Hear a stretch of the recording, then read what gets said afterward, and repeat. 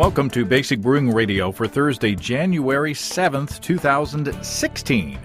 I'm James Spencer. Here at Basic Brewing Radio, we're all about home brewing. This week, Michael Tonsmeire, the Mad Fermentationist, shares 10 tips to formulating recipes.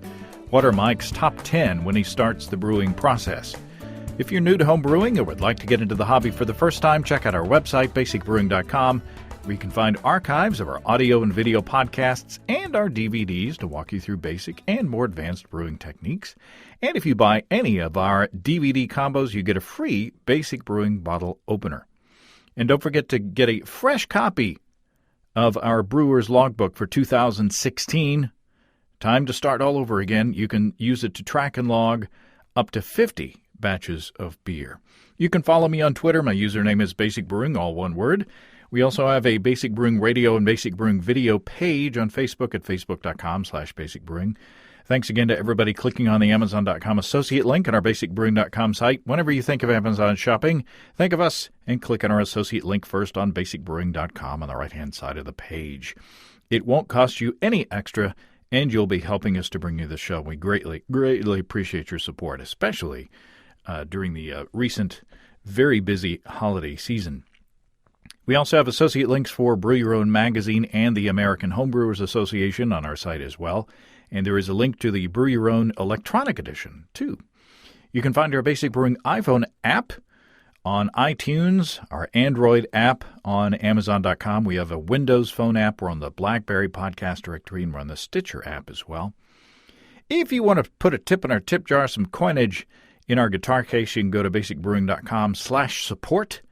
Thanks to everybody who has done so already. There is added incentive to do that.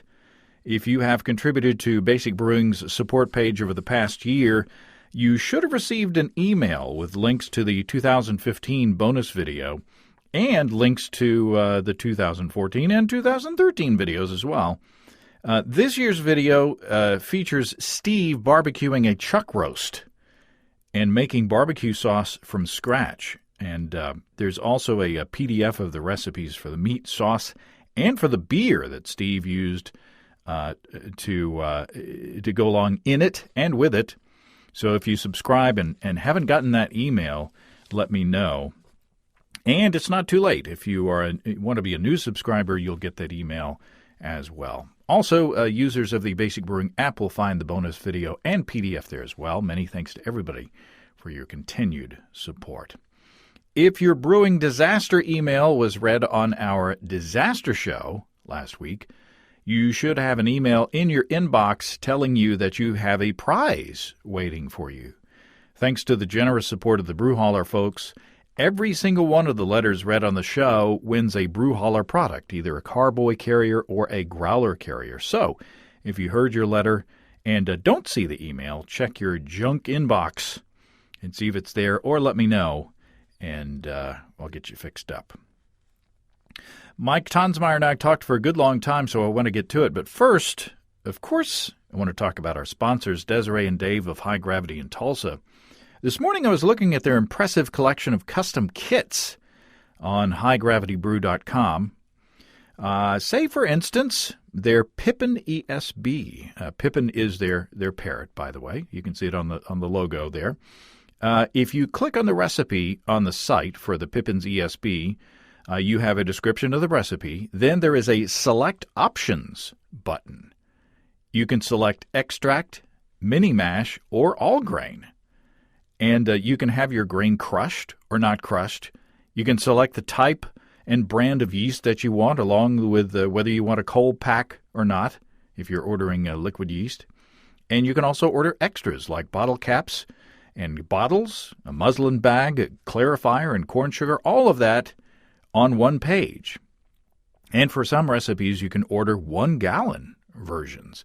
Those are great for small batch brewing, of course, or if you want to try out a recipe before you order a bigger batch. That's just another example of the great products and services available at highgravitybrew.com. Check out the electric brewing systems, of course, on the site as well. And for ingredients and many other items, High Gravity offers $7.99 flat rate shipping. That's all at highgravitybrew.com. Okay, let's start off 2016 in a great way with a conversation with Mad Fermentationist Mike Tonsmeire on strategies to design recipes.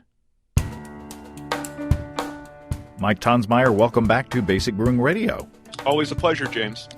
I read an article on your site called Design a Beer Recipe in 10 Steps, and I thought that would be really interesting to see what your approach is on designing a recipe. When you first get into brewing, you stick to kits, or you find recipes online that other people have done, and it's kind of intimidating for most people when they first get started to come up with a recipe from scratch. Definitely. But I think it's also one of those things that really hooks you on the hobby. It's one thing to make a clone recipe. It's one thing to use someone else's recipe. And you can win awards with those things, and you can brew delicious beer. But when you start really adjusting the recipe to be to your taste and to your system and all those things, you really can create something that is completely yours, to your taste, and the results are completely tailored to you. And you don't have to worry if some company stops making a particular kit or those sorts of things. You'll really understand the process. So I think we're going to go through the process for one of my recipes. I would say if you're really just starting out with recipes, though, start really simple. Smash recipes, which you've covered a bunch of times, are a terrific way to get going. Taking a recipe you already love, maybe for an IPA, and changing the hop variety. Those sorts of little tweaks are a great gateway into recipe design. What was your inspiration? My inspiration for finally getting my feet on the ground and learning how to do recipes was Ray Daniels' Designing Great Beers and Randy Mosher's Radical Brewing. Those two books kind of opened my eyes as far as, how to break down a recipe into its different components and what each individual ingredient brought to the table, and kind of, how to build the structure of a beer. What was your entry into that? Designing Great Beers, 100%. That is the best way to really walk yourself through any one of a number of styles. It's not completely comprehensive. It's not going to tell you how to make a Belgian wit, but for what it does cover, each chapter has a little bit of history, what commercial breweries do, what winning home brewers do. I really wish if you have any pull with them, get Ray Daniels to do an updated version of that book. It's still a wonderful resource, but it's also almost 20 years old now, and at a certain point, ideas and recipes and ingredients move on a little bit, and the sorts of things we can get now are, leagues beyond what the mid to late 90s, what you were able to get. I think you might have more pull than I. Yeah, but I'd like to see an update, and I'd also like to see the IBU formula addressed, but that's another. That's a whole nother show. So let's start going through your approach, your 10 steps, or you've broken it down into 10 steps. Number one is select a target. What does that mean? What do you want to brew? What do you want to end up with? And the goal here is to be as specific as possible. Don't say, I want to brew a porter. That's maybe a good first thought. I want something dark and roasty, okay. If you want to stick to a classic style, go through the BJCP guidelines. Pick out what style seems good to you, but you also don't have to stick to a classic style. The goal here is to be as, at first, specific as possible about the sorts of flavors you want, what kind of color do you want, what sort of bitterness, the intensity of the malt flavor, all those sorts of things. And from there, I turn those into sort of basic building blocks of the recipe, those numbers that we can target, the original gravity, the final gravity, the alcohol by volume, the color, the SRMs, the IBUs, the bitterness.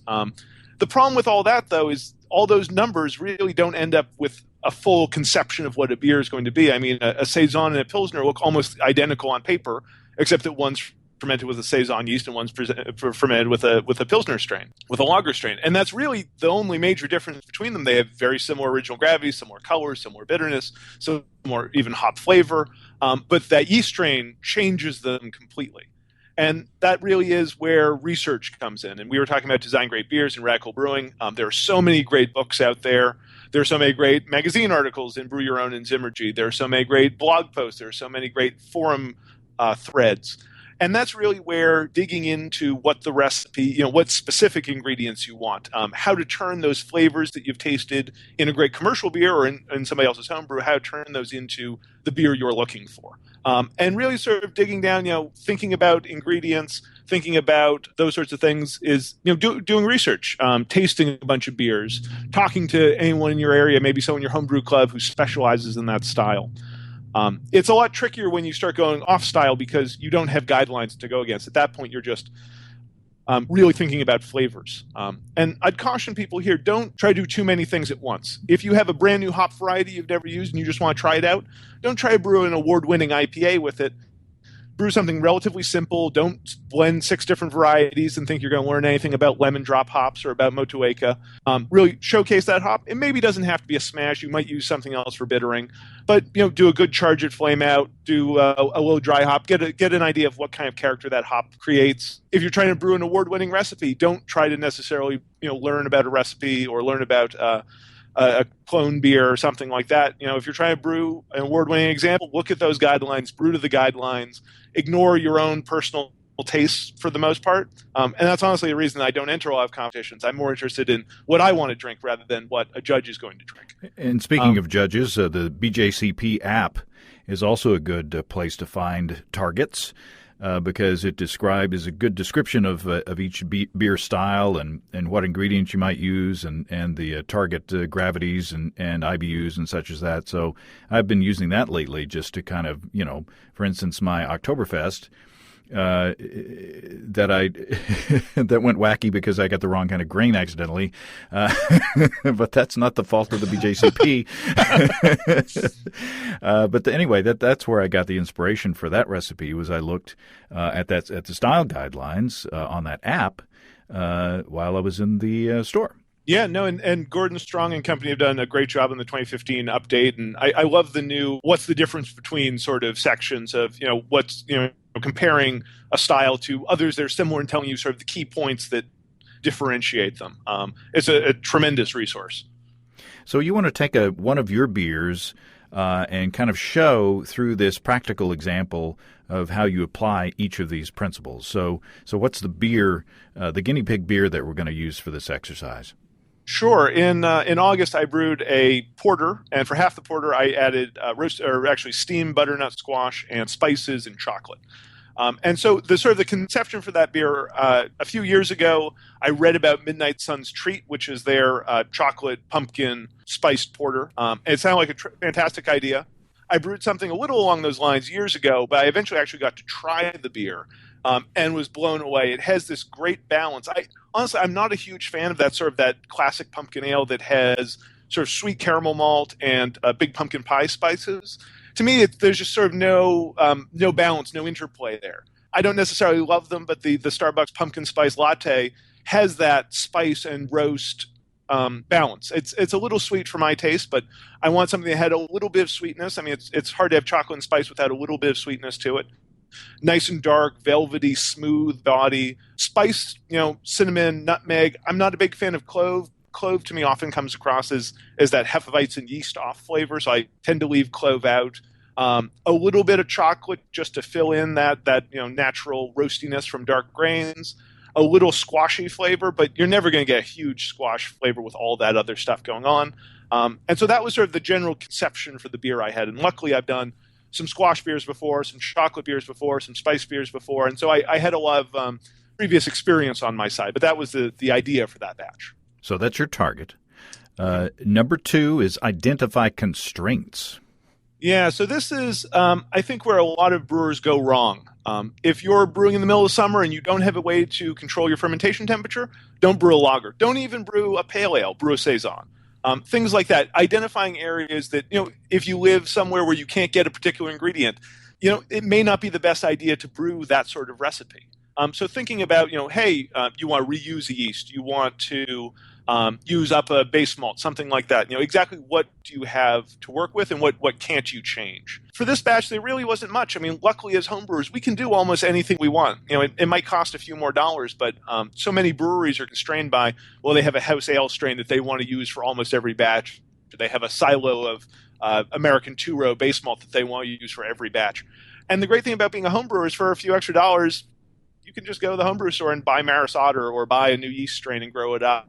sometimes a certain hop variety might be hard to come by, particularly if you're trying to brew an IPA in August before the new hop crop comes in. It might be tricky to find Citra or Mosaic or one of the hot hops. But otherwise, we generally can do pretty much anything we can.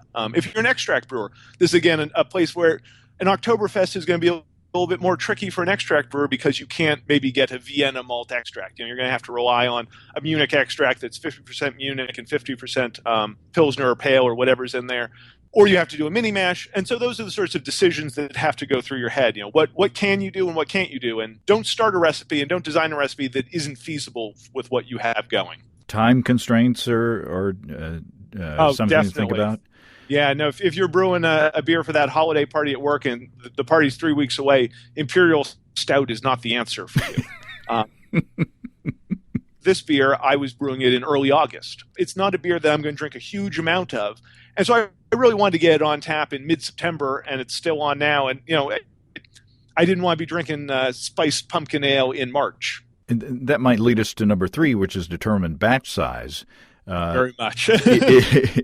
You may not want 5 gallons or 10 gallons of a butternut squash recipe. Exactly. Don't brew more. Particularly I never brew 10 gallons of IPA because by the time I finish 5 gallons of it, the next 5 gallons isn't going to be as good as it should be. In the case of this beer, I'm now doing 10-gallon batches, so I did 5 gallons of porter as straight porter and then 5 gallons with these additional flavors. One thing to think about with batch size is that it's not a single number. When you talk about batch size, often people mean, I guess, it's probably how much wort is going into the fermenter on brew day. And that's an important number. Really, though, I work backwards from how much beer I want when I package. If I'm brewing a beer I'm going to keg, I want 5 gallons in the fermenter, post-fermentation, going into the keg, filling the keg up easily. And honestly, I don't want to have to get every single last drop of beer out. I'm okay leaving a quart of beer or half a gallon of beer behind if it doesn't mean I save the effort of tilting the fermenter and worrying about stirring up yeast. So that's the number I'm going for. And if you're bottling the beer, that's the number you'd use if you were figuring out the priming sugar. So that's, if you have 4.75 gallons of beer in your bottling bucket, that's 4.75 is what should be going into the priming sugar calculator. Don't just go, well, it was a 5-gallon batch, so it's 5 gallons. For the same reason I always fill the beer into the bottling bucket before I calculate exactly how much priming sugar I'm going to need. So working backwards from there, you'll have to know about how much you're going to lose to trub in the fermenter. I've been whirlpooling and settling, so I'm losing a lot less than I used to. And so now my yeast slurry is thicker, and I end up with a little bit more yield from the same amount in the fermenter.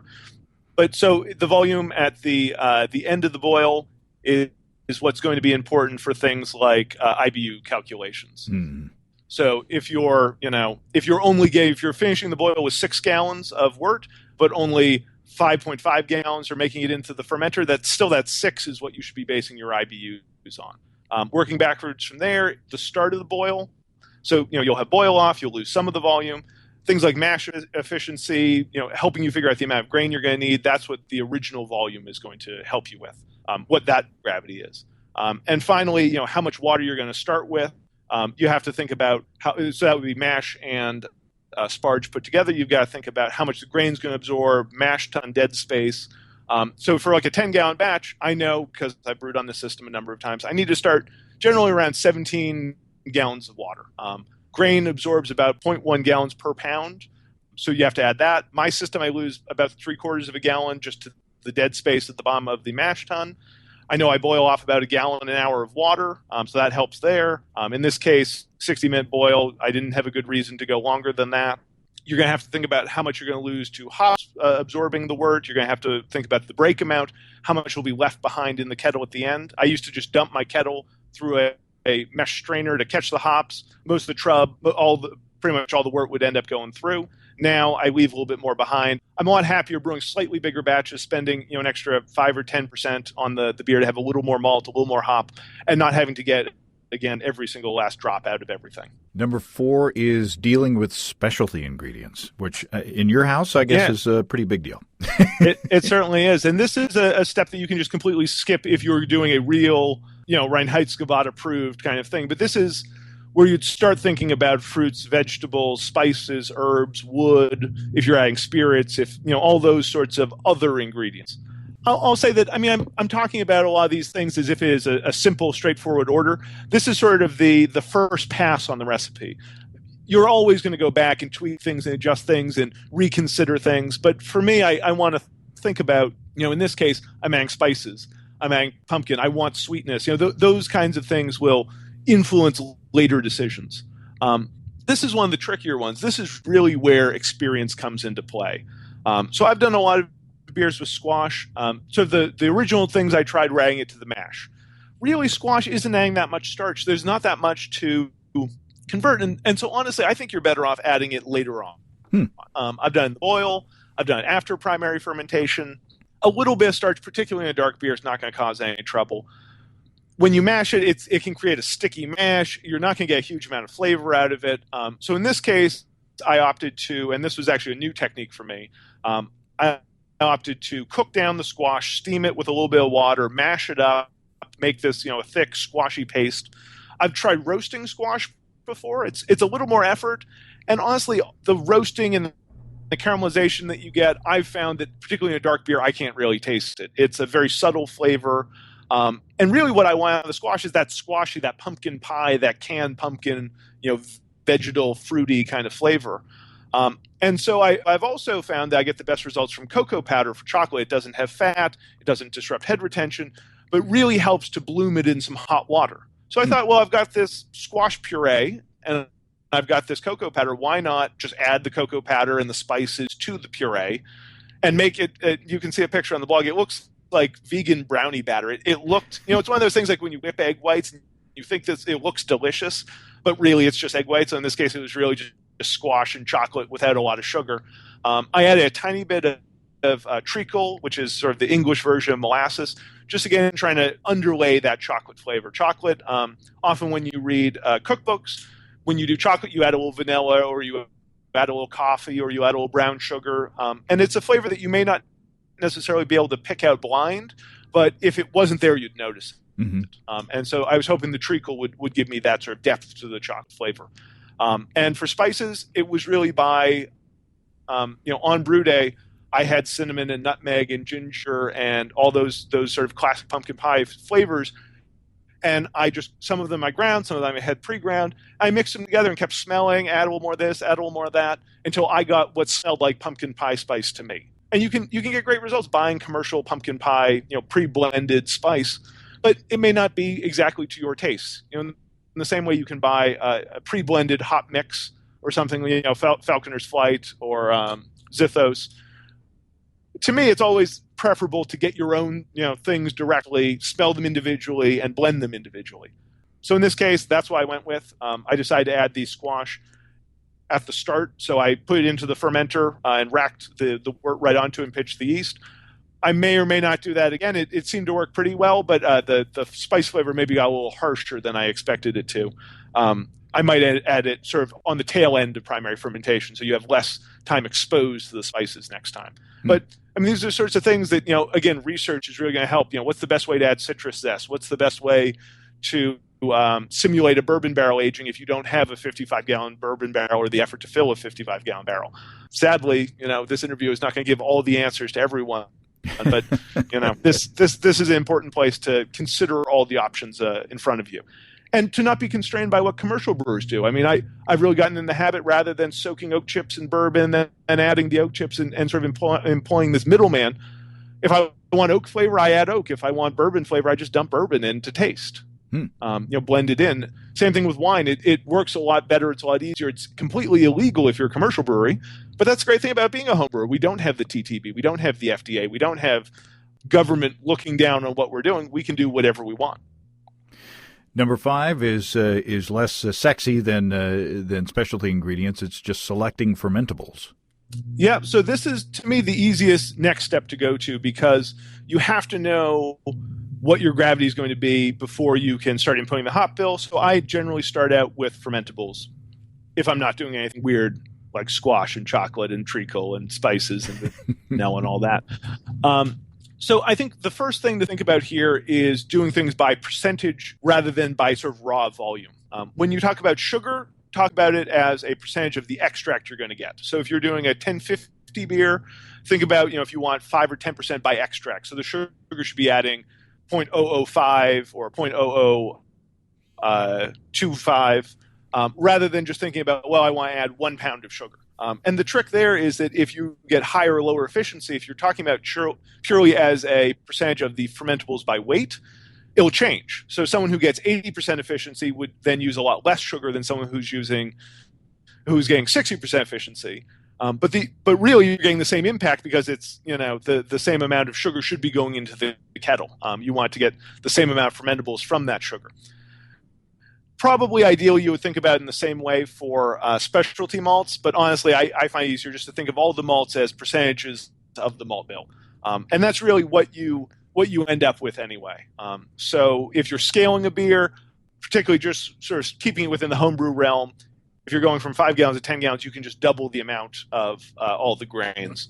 And so again, keeping those percentages the same. When you're just starting out, start with thinking about where your ingredients come from. So for example, if you're brewing an English pale ale, just start out with English ingredients. Use Maris Otter, use English Crystal, use English, various English ingredients, because that's, you're going to get some of that natural terroir from where your recipe comes from will also be where your ingredients come from. However, as you brew more and more, you're really going to learn that flavors don't necessarily align with where they're from. So, for example, some of my favorite weird combinations, Simpson's Extra Dark Crystal is like 155 or 160 Lovibond. It's got dark fruit, but also a little touch of roast to it.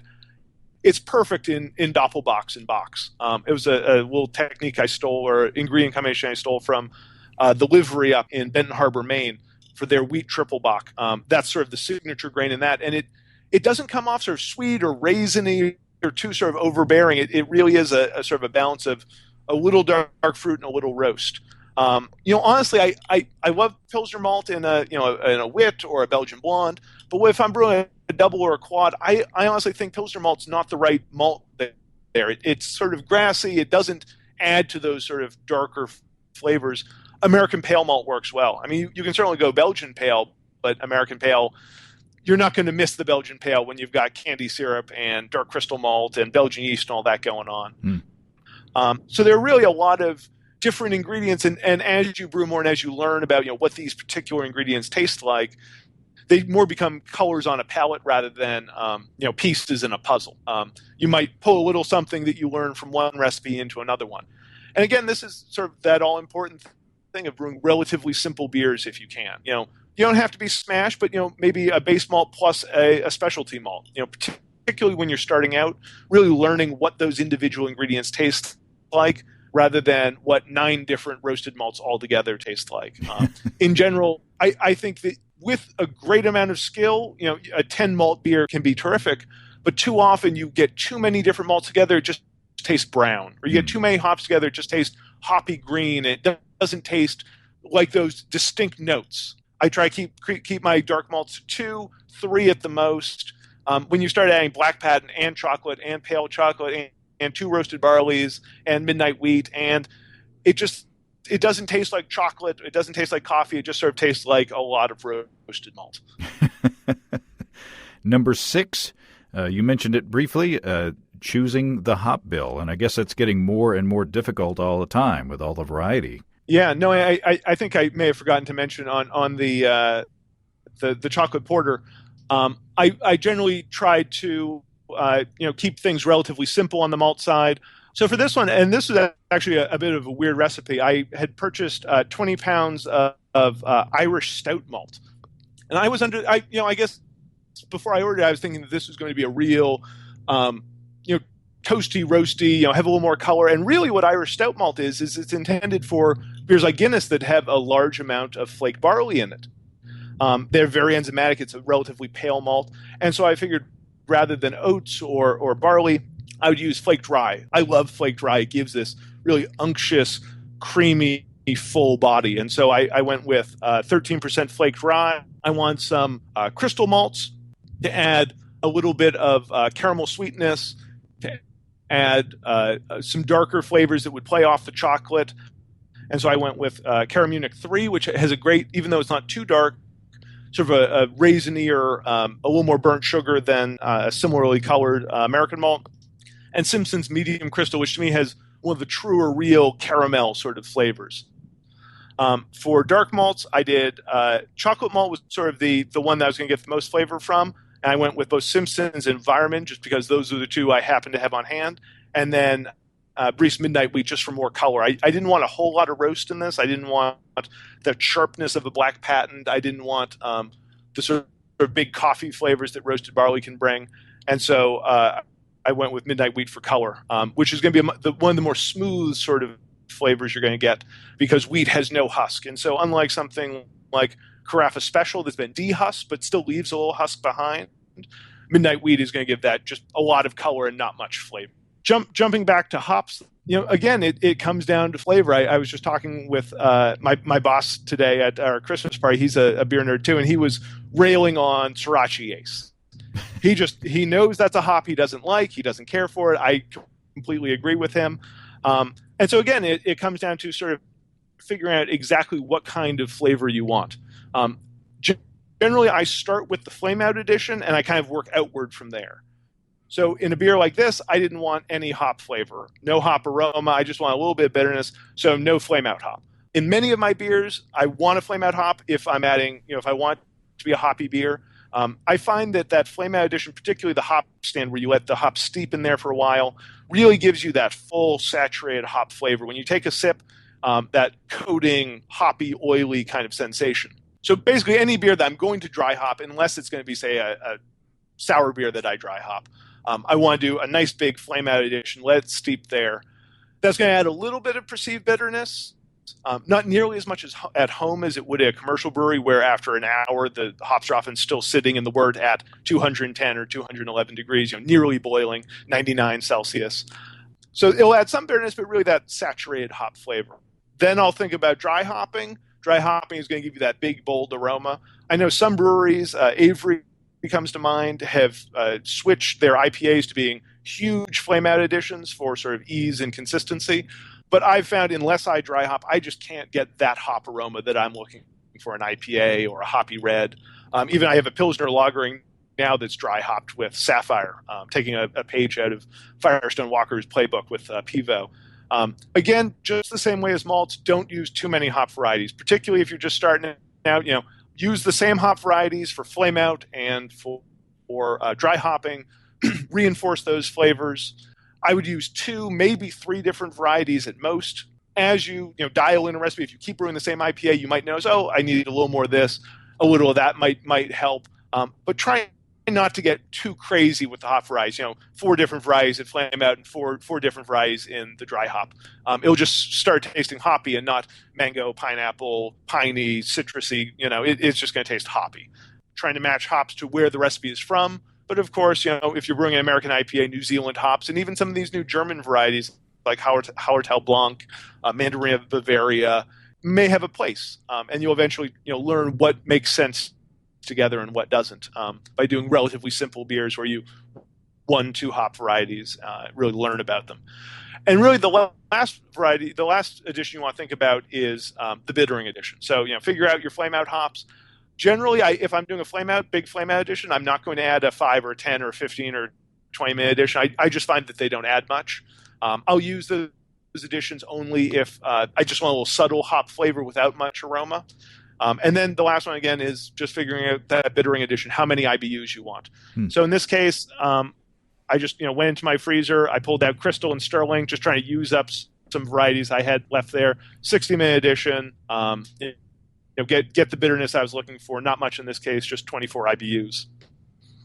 Now, this number 7 is a step that beginning brewers probably don't pay much attention to, but probably is one of the most important factors, and that is plan the fermentation. Yeah, no, and that's I did a lousy job of this a few weeks ago. I was brewing a dark lager, and since I'm doing 10-gallon batches, I got 5 gallons of Baltic Porter out of it too, just sort of a boiled down version. And I got the dark lager into the fridge, and I pitched it, and I'd forgotten to check that I now have 2 new 30-liter Speed Ale plastic fermenters, and both of them won't fit in the fridge at the same time. You live and learn, and luckily it was winter time, and so it was 60 degrees in my basement, and hopefully White Labs 800 at 60-ish, maybe 64, 65, isn't going to be horrific.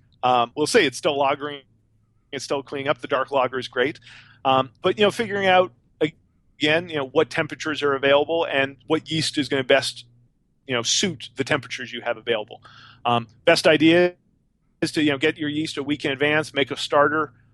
Dry yeast, you can certainly get away rehydrating or even just pitching directly. So figuring out, and that's something you should have been thinking about during the constraints. Exactly how much time you have. If you want to brew today, dry yeast is probably the way to go, unless you want to buy a few vials of White Labs or a few packs of Y yeast. You want to choose a yeast strain that definitely has alcohol tolerance that is going to suit the beer you're doing. If you're brewing an imperial stout, that you want to be 13% alcohol, don't pick a strain that craps out at 9%. That's sort of the base one. I don't worry too much about attenuation at this point. If you're worrying about attenuation and you're doing all grain, you can adjust that later on. For extract, it's a little bit more of a concern because extract, that fermentability is locked in for you by the manufacturer. You don't have much control over it. As an extract brewer, you might think at this point, if there's a particular yeast strain that you really love, but the attenuation is not going to be high enough, go back to your fermentables and sub in 5 or 10% sugar by extract that's going to be fully fermentable, glucose, sucrose. Or in the other direction, consider steeping some specialty malts, a little extra carapils, or adding some maltodextrin or some lactose if your attenuation is going to be too high. But for all grain brewers, just better to think about it as is. Pick the strain that's going to have suit your alcohol tolerance, the flavor profile you're looking for. Read up on commercial descriptions. Try to find out what yeast strains, commercial beers that you like use. You can even culture yeast from commercial beers if they don't pasteurize or sterile filter those things, and figure out what temperature you have available and work with that. How did the fermentation work out for an example beer? So for that one, I had used Y yeast 1318 a few times in hoppy beers. It's one of those strains that, for whatever reason, it's London 3. I had never been on my radar. And a friend of mine brewed an IPA with it, and rumor is that there are a couple of great northeastern breweries that use it. And it was delicious. It was a really terrific, mixed well with the yeast. And I'd also read that some people have used it for dark beers with good results. And so I had been planning another batch of IPA, and I wanted to use it. And so I'd gotten this 1318. I decided that would be a great, this would be a good beer to sort of get it going in. And so actually I didn't want to harvest any from the butternut squash porter because it had 7 pounds of butternut squash in the fermenter. But the clean porter that did not have any weird ingredients was a reasonable beer to harvest from. So that was sort of the reason there. And luckily it fermented at reasonable temperatures and had good attenuation. The only real issue with the strain is it makes a gigantic Krausen. It's actually the only strain that with 5.5 gallons in an 8-gallon fermenter, a little more than 8 gallons, it actually needed a blow-off tube, which why I love those big fermenters is you don't have to worry about it. It's not a big concern. In this case, it was. Luckily, I think just the chocolate and the butternut squash disrupted fermentation enough that the Krausen got to be a couple of inches, but didn't cause a problem. Now, number 8 is a step that I sadly am still lacking in knowledge and skill on, and that is calculate the water profile. So this is a good time to mention that this isn't the order of things that you would if you were brewing the beer. This isn't the order that you'd go through. As in we deal with the water before we dealt with the yeast on brew day. Water profile is one of those things that has a big impact, but can be very confusing. And so for me, if this isn't something you want to get into, as long as you're filtering your tap water, getting that chlorine out, adding metabisulfite, however you deal with chlorine, you can make a very good beer. When I start thinking about water, I start thinking about the profile of the minerals first. So, how much calcium do I want? How much chloride do I want? How much sulfate do I want? For this beer, chloride tends to add sweetness, roundness. It enhances body. So I added. I didn't add. I would have thought I would have added chloride to this. Looking at the recipe now, I add chalk, which is a little bit. We may not want to jump into that rabbit hole. Chalk is not generally a great option for pH adjustment. It doesn't dissolve very quickly. It doesn't act very quickly, but you can actually dissolve it in carbonated water first, and that will help it dissolve and help it act more quickly. So I think about what water profile I want. In my case, I have relatively carbonate-rich water. Is pretty good for darker beers. So for a beer like this, I don't want to dilute it. For a paler beer, I'll often cut my water 50% with distilled to reduce the carbonate, and that means I'll have to do less to lower the pH later on. Carbonate raises the pH. So the flavor ions are sulfate, chloride, and sodium. Those don't really have any impact on the beer brewing process itself, but they're important for flavor.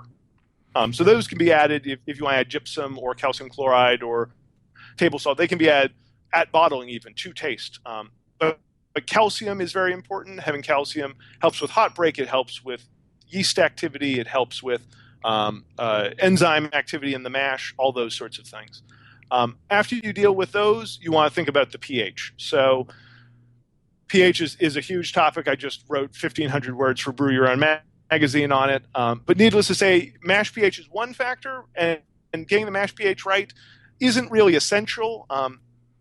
Most malts today have so much excess enzyme that even if you're a little high or a little low, conversion is going to be okay. But getting a mash pH that's in the right zone is going to end up giving you sort of everything else will tend to fall into place. If you get the right mash pH, the boil pH will be good. A good boil pH helps with coagulation of the proteins. It helps with hop isomerization. If your pH is too high in the boil, you end up extracting tannins. A low pH reduces the amount of color pickup you get in the kettle. Fermentation pH can be important. Final beer pH, again, can be important. The pH is low, your beer will tend to be crisp and quenching and refreshing. Too high, and it can be kind of flabby and just not very interesting. And so for me, in a darker beer, it takes a little bit of additional carbonate to get the pH right. That raises the pH.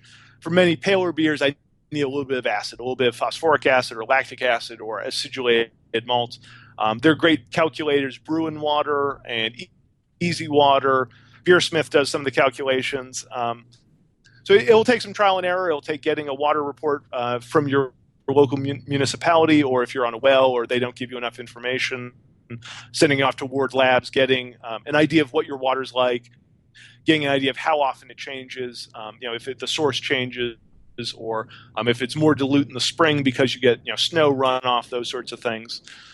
It's one of the more nerdy, in-depth topics on brewing, but it's luckily also one of those that you can make a very good beer while ignoring, but it might be that little extra that once you get things dialed in, getting the water chemistry right brings it from being a very good beer to a real world-class stellar example.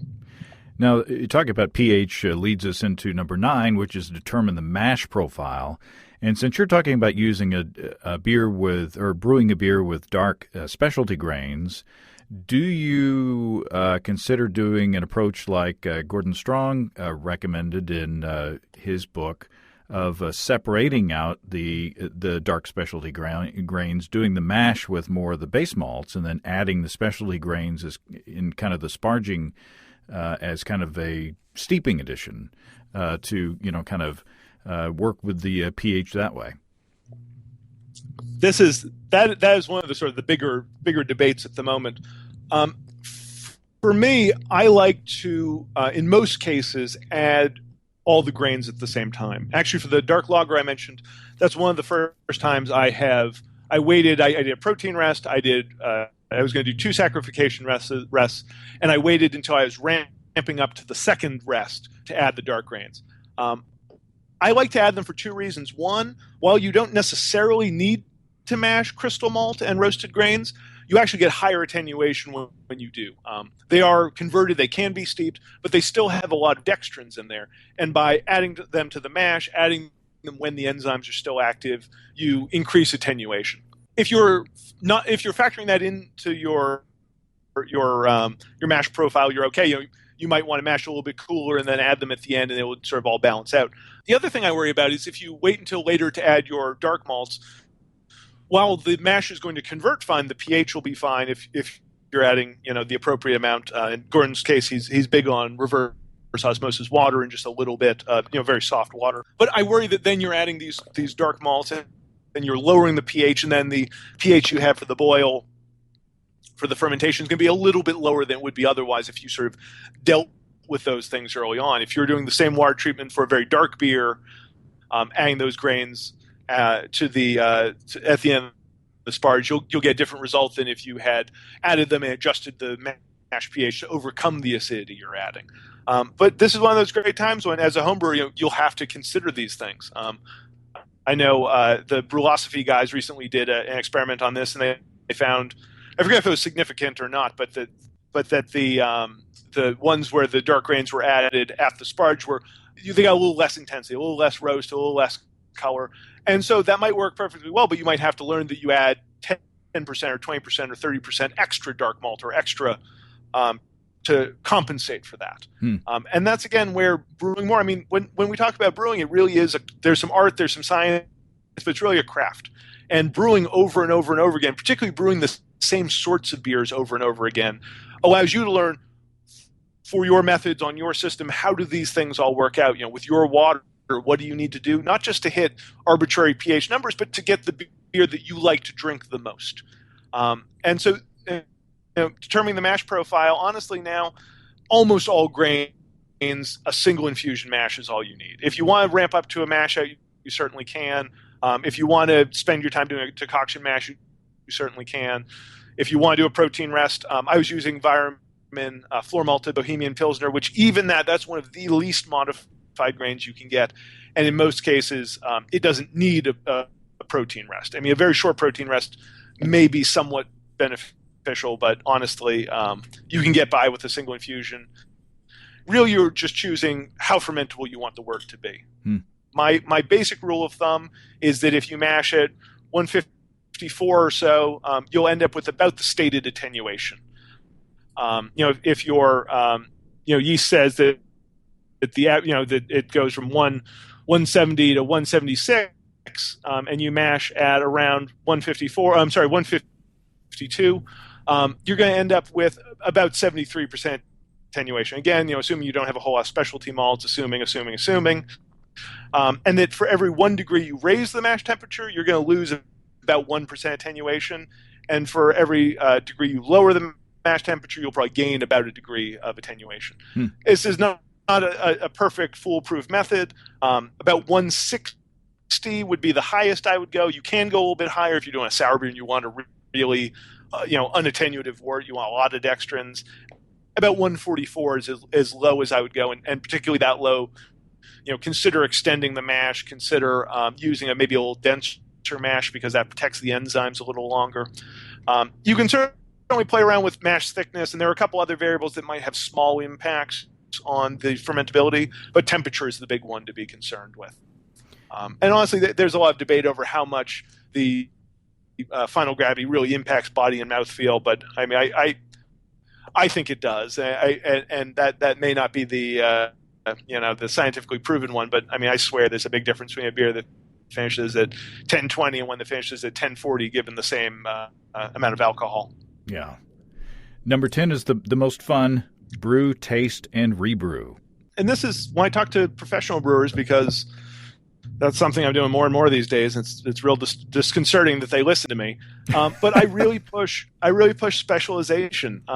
We have so many breweries now that it's so hard if you're trying to be a commercial brewer and you're trying to brew 38 different things, and not just 38 different IPAs, but if you're trying to brew a Pilsner and a Bourbon Barrel Imperial Stout, and you want to start a sour program, and you want to dabble in foraged beers. I mean, a place like I loved your interview with Scratch because they have a thing, and their thing is foraged beers, and that thing is what they're going to be the best at, versus a place that just every once in a while tries something weird.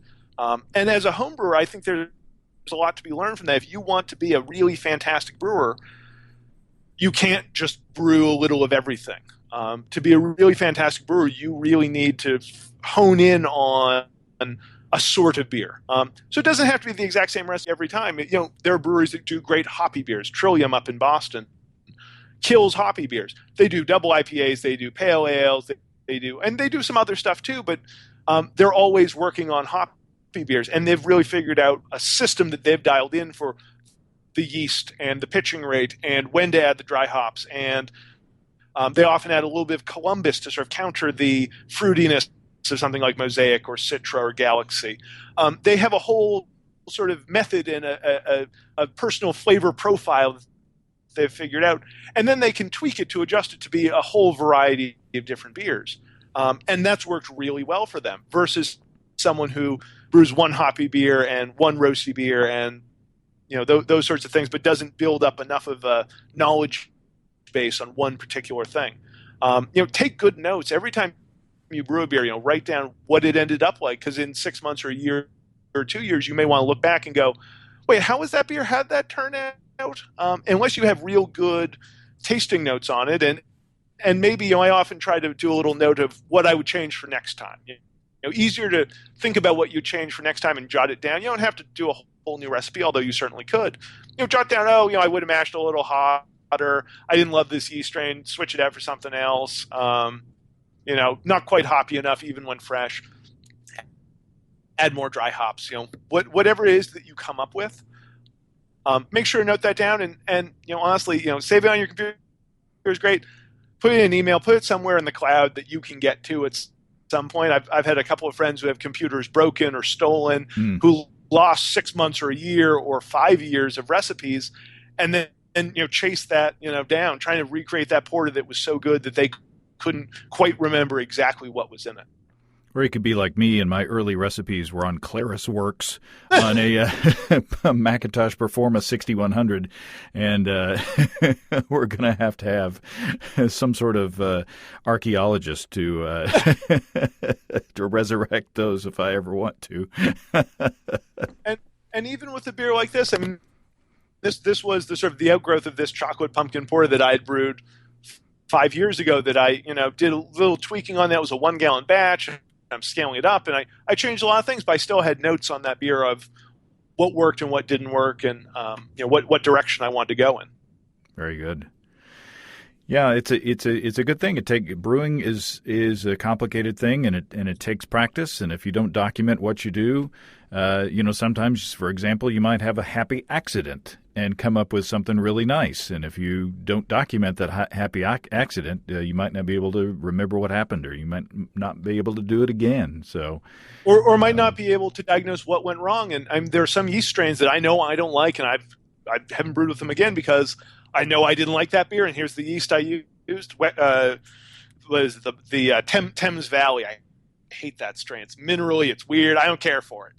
And luckily, I know that now, and now I don't use it. And that's both learning what you like and what you don't like is important. Well, awesome, Mike. This has been enlightening as always, and as always, you can go to madfermentationist.com or themadfermentationist.com and see this article and tons and tons and tons of others. And you got to get Mike's book on how to brew sours as well. And you're probably traveling all around the country, appearing at different things now, aren't you? Oh, a little bit. I'm going to be in Norway in April, and I'm going to be in California in the beginning of March. Modern Times is having a sour fest that should be a lot of fun. That I'll hopefully get to drink more beer than I get to have to do anything. It's the sour guy in residence emeritus. Well, Mike, I appreciate your help again, and it's an honor to have you on the show as our inaugural 2016 episode. I wish you a very happy and prosperous New Year. You as well, James. Always love being on the show. Always love listening when I'm not on the show. Thanks, Mike. Well, thanks again to Mike. Looking forward to seeing Mike on his home turf in Baltimore for the National Homebrewers Conference in June. Mike tweeted the other day that his presentation has been chosen to be given at the conference, so very much looking forward to that as well. If you have brewing questions, show suggestions, or just want to say howdy, write to james@basicbrewing.com or just fill out the contact form on basicbrewing.com. And please don't forget to tell us where you're from. Check out our support link, where you can throw a couple of bucks into the tip jar by subscribing financially to our podcasts, and you will get an email with links to not only this year's bonus video, but the past 2 years as well. Check that out at basicbrewing.com/support. Be sure to check out our DVDs as well. Extract Brewing and Partial Mashing, Stepping into All-Grain, Low-Tech Lagering and Decoction Mashing, and Introduction to Wine Kits. You can find them all on our site. You get a free Basic Brewing bottle opener with any DVD combo. You can check out our Basic Brewing shirts in the store as well as our logbooks, where you can track and log up to 50 batches of beer. You can see a listing of the fine folks across the country who sell our DVDs on basicbrewing.com, and if there is an vendor in your area, you can order them online in our online shop at basicbrewingshop.com. Thanks to everybody who's continued to click on our Amazon.com link. We greatly appreciate your support. Our featured products this week that were purchased through the link are Wildflowers of Orange County and the Santa Ana Mountains, and Chili Dog Gray Classic Argyle Dog Sweater, extra large. Thanks again, everybody. Remember, I can't tell who bought what, so no worries there. Just click on the Amazon.com logo on our site the next time you feel like Amazon shopping. We greatly appreciate your support. Don't forget you can also join the American Homebrewers Association and subscribe to Brew Your Own magazine through the associate links on basicbrewing.com as well. That's all until next time. Until then, thanks for listening, everybody. I'm James Spencer. Production help for Basic Brewing Radio and our website is provided by Kelly Dotson. Basic Brewing Radio is a production of Active Voicing. We'll talk to you next time, everybody. So long.